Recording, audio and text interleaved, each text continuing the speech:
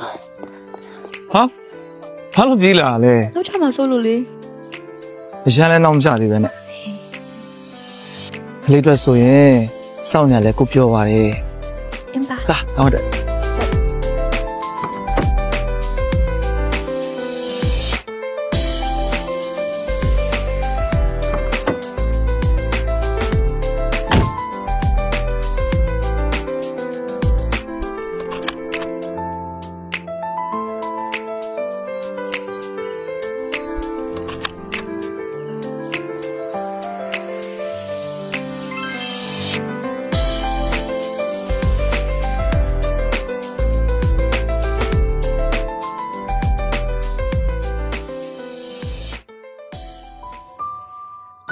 ဘိုက်ကလည်းအောက်လိုက်တာ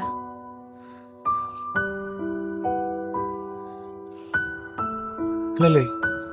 နေမကောင်းလားဟမ်ညနာလည်းမကောင်းပါလား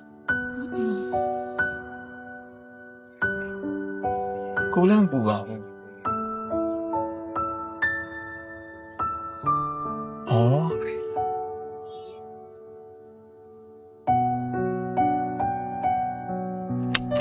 ခဏလေးနော် ဟုတ်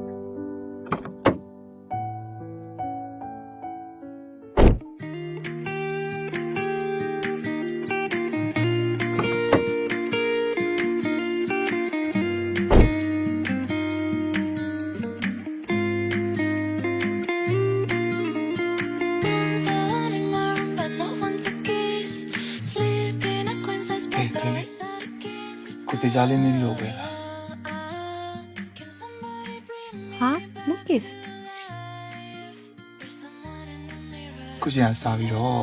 ကလေးလေးနဲ့ပတ်သက်မြအားလုံးကိုတေချာလေးကျူးစားပြီးမှမလို့ကိုနာမလည်းနေပြီ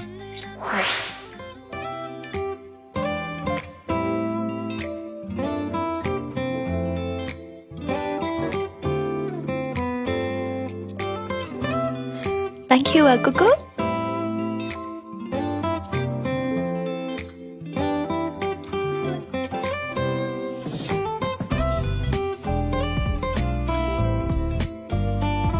ဟာလူကြောင့်